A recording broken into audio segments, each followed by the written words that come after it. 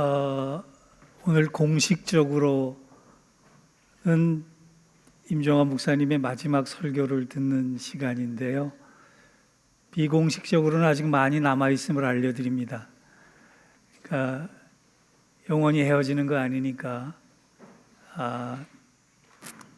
또 여러분 말씀에 집중해 주시길 바라고, 그동안 못했던 아멘 소리를 크게 외치셨으면 좋겠습니다. 임종환 목사님 나오실 때 큰 감사와 축복의 박수 하겠습니다.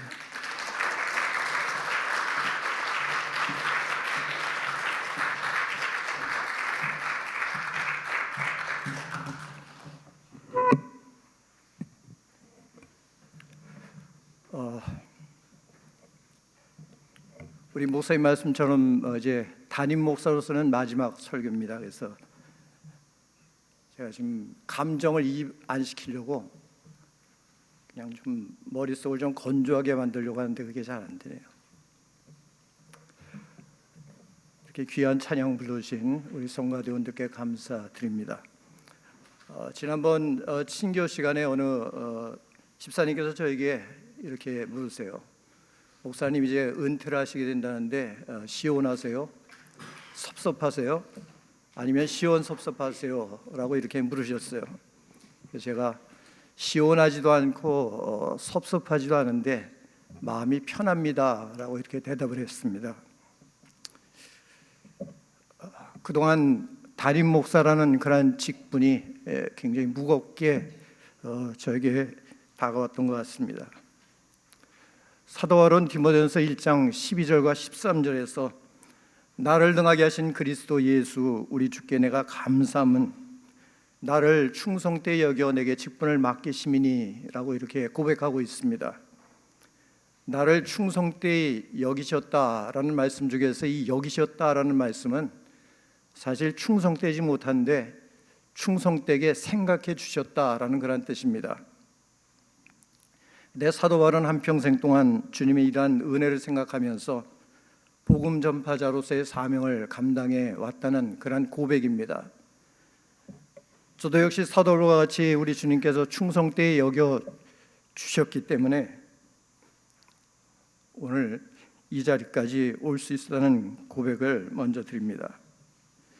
지난주에 제가 좀 사랑은 기적을 만듭니다 라는 그런 제목으로 말씀을 전했는데요, 사랑 없이 행하는 모든 신앙적인 행동은 하나님께도 인정받지 못하고 우리 자신에게도 아무런 유익이 없다고 말씀을 드렸습니다. 그리고 그날 저녁에 집에 돌아가서 저녁 되니까 조금 출출해서 사과를 깎아서 제 아내와 함께 먹었습니다. 제가 이제 부엌에 가서 칼을 가지고 사과를 깎는데 하나는 깎이는 소리가 사각사각 나는 게 굉장히 맛있어 보였어요. 근데 다른 한 사과를 깎는데 그것은 꼭 물을 쓰는 것 같이 굉장히 둔탁한 소리가 나는 게 이것은 맛이 없겠다라는 그런 생각이 들었습니다. 이렇게 사과들을 깎아가지고는 제 아내 앞에다 갖다 놓고는 먹으라고 이렇게 주고는 저는 당연히 맛있게 보이는 사과를 하나 입에 물었습니다. 그때 정말 제 생각대로 참 맛있었어요. 근데 제 아내는 제가 맛이 없겠다라고 생각하는 그 사과를 하나를 쫙 찍어서 먹고는 그냥 그 다음부터는 계속 그 사과만 찍어 먹는 거예요. 그래서 저는 속으로 저것도 그냥 맛이 있는가 보다라고 생각하고는 저는 계속 맛있는 사과만 계속 찍어 먹었습니다. 그리고 마지막 딱 3조각이 남았어요. 근데 그 3조각 중에서 제 아내가 이번에는 정말 맛있게 보이는 사과를 찍어서 입에 딱 놓고는 이거는 참 맛있네? 그러면서 저를 딱 쳐다봅니다. 그건 저를 쳐다본 게 아니고 노려본 거죠. 제가 마음이 뜨끔해가지고 제가 맛있다고 생각한 그 사과, 나는 맛을 본 적이 없다고 이렇게 얘기했던 적이 있습니다. 그랬더니 제 아내가 저를 이렇게 노려보면서 하는 얘기가 당신만 맛있는 거 먹고 좀 얘기를 해줘야지 하면서 뭐 사랑은 기적을 만들어? 이렇게 대답을 해요. 근데 제가 절대로 맛을 먼저 본 것이 아니기 때문에 어떤 것이 맛있는지 아니면 맛이 없는지를 짐작할 뿐이었습니다. 근데 제 아내는 제가 이미 참 어느 사과가 더 맛있는지를 알고 맛있는 것만 골라 먹었다라고 이렇게 생각한 겁니다. 이렇게 목사도 사람인지라 어떤 때는 참 자기의 의도와는 다르게 오해를 받을 때도 있고, 또 어떤 때는 좀 이기적인 그러한 삶을 살 때도 간혹 있습니다. 그때 앞으로 여러분들이 주님의 몸된 교를 섬겨나갈 때 이러한 사실을 잊지 말고, 우리 정철 목사님, 또 우리 강시우 목사님, 참 제가 여러 번 말씀드렸지만 사랑이 있고 또 참 말씀대로 살아가려고 노력하는 그런 목사님들이신데, 그럼에도 불구하고 때로 참 부족함이 보일 때도 있고 또 여러분들에게 오해를 받으실 때도 있을 터인데, 그럴 때마다 제가 첫 번째 여러분들과의 만남 속에서 참 바나바라는 인물에 대해 소개를 드렸는데, 바나바 같이 서로 좀 이해해주고 존중해주면서 참 주님의 공동체를 아름답게 세워져 나갈 수 있기를 간절히 부탁드립니다. 오늘 저에게 담임 목사로서의 모든 여정을 마치고 참 은퇴를 하는 주일이기 때문에 개인적으로는 참 감사하고 의미가 있는 주일입니다. 원래 제 생각은 은퇴식 없이 그냥 조용히 마지막 예배를 드리고 떠나는 그러한 계획을 가졌었는데, 어느 집사님께서 제 아내에게 전화를 주셔가지고 은퇴식을 하는 일에 대해서 목사님은 거절하지 말고 가만히 계셔주면 좋겠다라는 그런 말씀을 하셨습니다. 그래서 제가 자꾸 거절하는 것도 참 예의상 도리가 아닌 것 같고 해서 아는 것 같은 거 해가지고 그냥 이 자리에 오늘 섰습니다. 그런데 이렇게 생각지도 않은 은퇴식을 하게 되어서 한편으로는 감사하고 또 다른 한편으로는 하나님 앞에 죄송한 마음도 듭니다. 많은 분들이 목사님들을 주의 종이라고 부르죠. 근데 예수님은 누가복음 17장에서 주인이 명한 대로 종이 순종하였다고 종에게 감사하겠느냐? 이와 같이 너희도 명령받은 것을 다 행한 후에 이르기를 우리는 무익한 종이라, 우리가 하여야 할 일을 한 것뿐이라 할지라, 이렇게 말씀하셨습니다. 이런 의미에서 주의 종으로 한평생을 살아왔지만 주님의 명령을 온전하게 수행하지 못한 것들이 너무나 많이 있기 때문에 성도들이 저의 은퇴식을 열어준 것에 대해서 너무나 감사하고, 또 그동안 저를 목회자로 믿고 따라준 성도들에게 감사한 마음이 듭니다. 그러면서 또 한편 하나님께도 너무나 죄송한 마음이 듭니다. 저의 지나온 길들을 이렇게 되돌아보니까 전도사와 부목사로서 12년, 그리고 담임 목사로서 28년, 40년 동안 사역의 길을 걸어왔습니다. 그리고 결론적으로 말씀드릴 수 있는 것은 지난 40년 동안 사역의 길은 오늘 사도 바울의 고백과 같이 전적으로 하나님의 은혜였다라고 말씀드리고 싶습니다. 은퇴를 앞두고 저의 삶을 몇 번씩 돌아보는 그런 시간들을 가졌는데, 아무리 생각해도 제가 목사라는 직분을 감당할 능력도 없었고 또 그러한 성품도 갖추지 못했는데, 도중에 그만두지 않고 이렇게 정년을 채워서 은퇴할 수 있게 되었다는 것이 너무나 감사할 뿐입니다. 참 하나님의 은혜가 아니고는 설명할 수가 없는 일입니다. 19세기 초에 케임브리지 대학에서 종교학 과목 시험 시간에 출제된 문제가 있었답니다.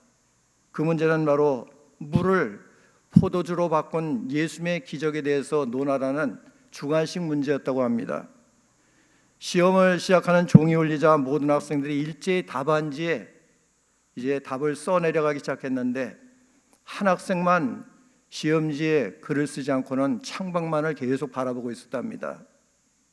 그러자 감독관이 다가가서 주의를 주었지만은 이 학생은 시험지에 한 글자도 쓰지 않고 이제 끝나갈 시간이 되었는데도 여전히 그대로 창밖만을 응시하고 있었다는 것입니다. 그저 화가 난 감독관이 빨리 여기에 답을 한 줄이라도 쓰지 않으면은 너는 이제 0점 처리가 되고 학사 경고도 받을 수 있다고 이렇게 경고를 했다고 합니다. 그자 이 학생이 시험지에 딱 한 줄만 써놓고 시험장을 떠났는데 이 한 줄의 답이 만점 답안이 되었다는 것입니다.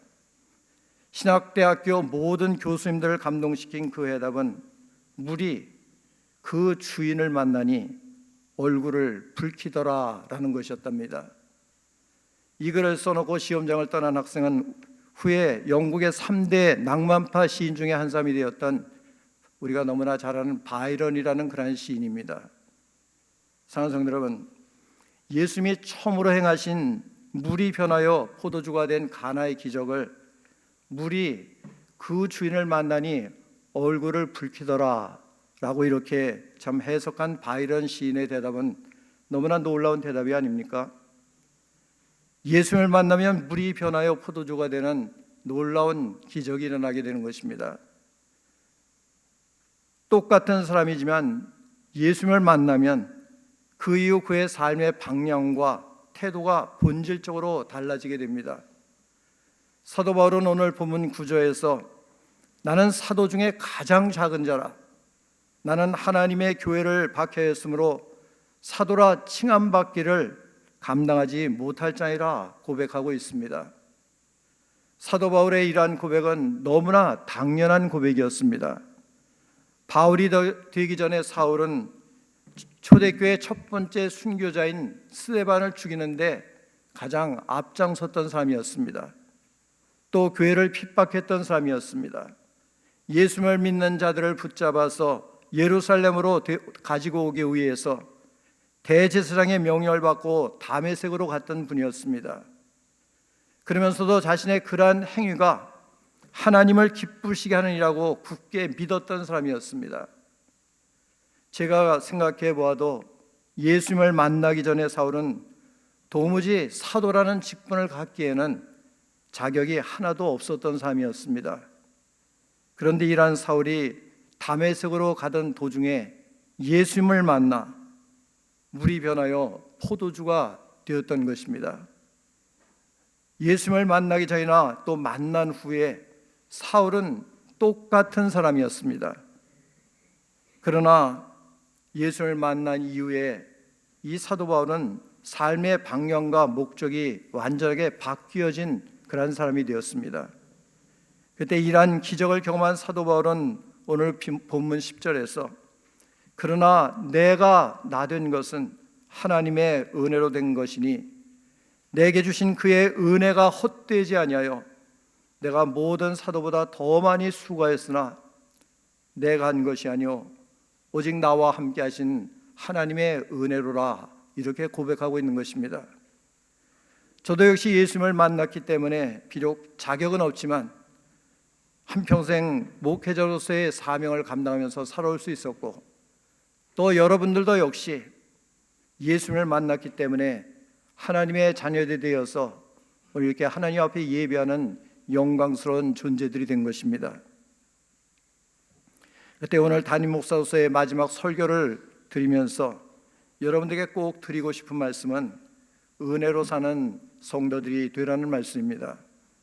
그럴 때 우리는 사도 바울과 같이 주님이 인정하시는 믿음의 길을 끝까지 성공적으로 걸어갈 수가 있습니다. 그러면 어떻게 사는 것이 은혜로 사는 삶일까요?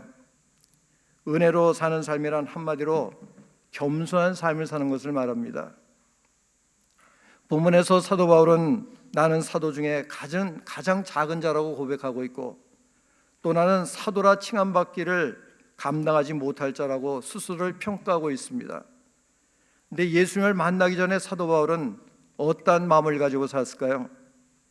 빌립보서 3장에서 사도 바울은 나는 8일 만에 할례를 받고 이스라엘 족속이요 베냐민 지파요 히브리인 중에 히브리인이요 율법으로는 바리새인이요 열심으로는 교회를 박해하고 율법의 의로는 흠이 없는 자라고 자기를 소개하고 있습니다. 예수님을 만나기 전 바울의 이름이 무엇이었습니까? 사울이 아닙니까? 구약에서 사울은 누굽니까? 바로 이스라엘의 초대 왕입니다. 그만큼 예수님을 만나기 전에 사울은 나는 왕족 출신이다. 나는 아브라함의 정통 후손인 유대인이다. 그리고 누구보다도 하나님의 말씀을 잘 알고 하나님의 말씀을 잘 지키는 자라는 그러한 자부심을 가지고 살아왔다는 것입니다. 또 사도행전 22장에서도 역시 사도 바울은 나는 가말리엘 문화에서 공부하였고 하나님께 대하여 열심히 있는 자라 이렇게 자기를 말하고 있습니다. 그 당시 유대인들에게 가말리엘 문화에서 공부한다는 것은 지금 미국으로 따지면 아비리그 대학교에서 공부하는 것과 같다는 그러한 자부심 있는 그러한 말입니다. 그만큼 예수님을 만나기 전에 사도 바울은 자기 자신의 출신과 배경과 학벌과 지식과 믿음에 대해서 자신만만하게 살았던 분이었습니다. 그런데 예수를 만난 이후 사도 바울은 나는 사도 중에 가장 작은 자라고, 나는 사도라 칭함을 감당하지 못할 자라고 고백하고 있습니다. 그러면서 빌립보서 3장에서는 내 주 그리스도 예수를 아는 지식이 가장 고상하기 때문에 내가 그를 위하여 모든 것을 잃어버리고 예수를 만나기 전에 자랑해왔던 모든 것들을 다 배설물과 같이 여기면서 충성되지 못한 자기를 충성되이 여겨주신 주님의 은혜를 감사하면서 복음 전파자로서의 사명을 감당해왔다고 고백하고 있는 것입니다. 사랑하는 성도 여러분, 겸손이 무엇일까요? 겸손은 나는 없고 오직 예수 그리스도만이 내 안에 계신다는 믿음을 가지고 사는 것이 바로 겸손입니다. 갈라디아서 2장 20절에서 사도 바울은 내가 그리스도와 함께 십자가에 못 박혔나니 그런즉 이제는 내가 산 것이 아니요 오직 내 안에 그리스도께서 사신 것이라. 이제 내가 육체 가운데 사는 것은 나를 사랑하사 나를 위하여 자기 몸을 버리신 하나님의 아들을 믿는 믿음 안에서 사는 것이라, 이렇게 고백하고 있습니다. 겸손한 삶을 산다는 것은 나의 삶을 통해서 예수 그리스도만이 나타나는 삶을 사는 것입니다. 찬송가 우리 288장 3절 제가 좀 띄워달라고 말씀을 드렸는데 제가 한번 같이 부를 때 여러분도 부르실 수 있으면 불러주시기 바랍니다. 288장 3절입니다. 주 안에 기쁨 누림으로 마음의 풍랑이 잔잔하니 세상과 나는 간 곳 없고 구속한 주만 보이도다. 이것이 나의 간증이요 이것이 나의 찬송일세. 나 사는 동안 끊임없이 구주를 찬송하리로다.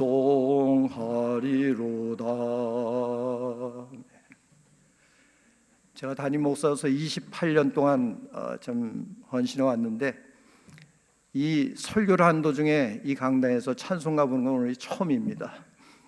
참 이 찬송을 꼭 불러보고 싶었습니다. 사랑하는 성도 여러분, 세상과 나는 간 곳 없고 구속한 주만 보이는 믿음의 길을 걸어가는 것이 바로 은혜를 알고 은혜로 살아가는 자들의 삶에 나타나는 겸손한 모습입니다. 저 오늘 이 자리에 계신 모든 성도들이 다 사도 바울과 같이 세상과 나는 간 곳 없고 오직 우리의 삶을 통해서 우리의 구원자가 되신 예수 그리스도만이 나타나는 겸손한 신앙인들로 살아갈 수 있기를 주의 이름으로 축원드립니다. 저의 아버지는 61세에 세상을 떠나셨습니다. 그리고 저도 신학교에 들어갈 때만 해도 저희 아버지와 똑같은 병을 앓고 있었기 때문에 나도 60살이면 죽을 수 있겠다라는 생각을 가지고 살아왔습니다. 근데 하나님께서 지난번에 말씀드린 대로 한국에서 참 생각지도 않은 목사님을 보내주셔서 참 저의 병을 치유해 주셨고 또 목회를 하는 동안에 때로 힘들고 참 어려울 때도 있었지만은 그때마다 참 많은 이들을 통해서 참 기적과 같은 일들을 보여주시고 새로운 힘과 용기를 주신 것을 경험해 왔습니다.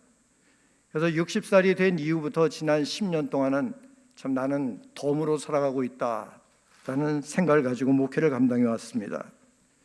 그리고 앞으로 저희 목회가 참 저의 삶이 얼마가 될지는 모르지만은 하루하루 살아가고 있다는 것은 다 하나님의 은혜라는 생각을 가지고 살아가고 있습니다. 사랑하는 성도 여러분, 오늘 우리들이 생명을 가지고 있다는 것은 하나님의 은혜입니다. 하나님이 호흡을 주시지 않으면 우리는 단 5분도 살아갈 수 없는 존재입니다. 그렇지 않습니까? 여러분들이 숨을 5분 동안 안 쉬고 살아갈 수 있는 분이 이 가운데 몇 분이나 계시겠습니까? 육신의 생명이든 영적인 생명이든 하나님이 생명을 주실 때에만 우리는 살아있게 되고 또 살아있기 때문에 주님을 위해서 일할 수도 있는 것입니다. 그때 살아있는 것이 은혜고, 이러한 하나님의 은혜를 우리들이 깨닫고 오늘 살아간다면 우리는 무엇을 하든 하나님의 은혜를 감사하면서 겸손한 마음을 가지고 살 수밖에 없습니다. 제가 뉴저지에 온 지 벌써 28년이 되었는데 그동안 함께 노예를 섬겼던, 참 목회를 너무나 잘하셨던 젊은 목사님들, 저보다 어린 목사님들이 세상을 떠나시는 것들을 몇 번이나 보았습니다. 또 힘들어서 중도의 목회를 그만두신 분들도 몇 분이 계셨습니다. 그리고 또 목회자로서 하지 말아야 할 일을 함으로 인해서 어쩔 수 없이 교회를 떠나야 했던 분들도 계십니다. 그런데 무능하고 부족함이 너무나 많은 제가 이렇게 70세가 될 때까지 목회를 해올 수 있었다는 것은 정말 나를 충성되이 여겨서 직분을 맡겨주신 하나님의 은혜였다라고 고백할 수밖에 없습니다. 마찬가지로 오늘 우리들이 주님을 위해서 열심히 일하고 헌신할 수 있는 것도 역시 하나님이 우리들에게 믿음을 주셨고 생명을 주셨기 때문에 할 수 있는 일입니다. 그 때문에 믿음을 주시고 생명을 주시고 우리들을 충성되이 여겨 직분을 주신 하나님의 은혜를 알고 사는 성도들은 아무리 주님을 위해서 열심히 헌신한다고 할지라도 먼저 하나님 앞에 감사할 수밖에 없고, 또 나는 무익한 종이라는 고백을 드리면서 살아갈 수밖에 없는 것입니다. 절대로 자기를 앞세우는 교만한 삶을 살아갈 수 없다는 것입니다. 그때 저는 오늘 이 자리에 계신 모든 성도들이 무엇을 하든 나를 자랑하고 나를 앞세우는 자들이 아니라 우리를 충성되이 여겨 직분을 주신 하나님께 감사하면서 모든 것이 다 주님의 은혜입니다 라는 고백을 드리면서 사는 겸손한 성도들이 되시기를 바랍니다. 그래서 이제 새롭게 시작하는 우리 공동체가 하나님 앞에서 겸손한 마음을 가지고 또 성도들 간에도 서로를 겸손한 마음으로 대함으로 내가 아니라 우리의 삶을 통해서 오직 주님만이 나타나고 또 주님만이 영광을 받으시는 아름다운 교회로 날마다 부흥해 갈 수 있기를 주님의 이름으로 축원드립니다. 기도하겠습니다. 하나님 아버지, 오늘 부족한 종이 이곳에 있는 모든 성도들에게 마지막으로 하나님의 말씀을 증거했습니다. 모든 것이 다 하나님의 은혜요, 하나님께서 우리들에게 직분을 주시고 생명을 주시고 일할 수는 믿음을 주시지 않았다면 아무것도 할 수 없는 연약한 존재였음을 우리들이 알고 고백할 수 있기를 바랍니다. 그래서 이곳에 있는 성도들만큼은 이제부터 정말 겸손한 마음을 가지고 하나님 앞에 설 수 있게 하시고, 내가 아무리 열심히 일하고 열심히 헌신할지라도 하나님의 은혜 때문입니다라는 고백을 드리는 아름다운 성도들이 되게 하여 주시옵소서. 그래서 우리 공동체가 앞으로 정말 이 지역사회에서 별과 같이 빛나는 아름다운 교회로 하나님의 영광을 높이 드러내는 교회가 되게 하시고, 그걸 통해서 날마다 들려오는 소식이 참 하나님의 축복이었다는 아름다운 소식이 들려올 수 있게 하여 주시옵소서. 감사드리며 예수 그리스도의 이름으로 기도드리옵나이다. 아멘.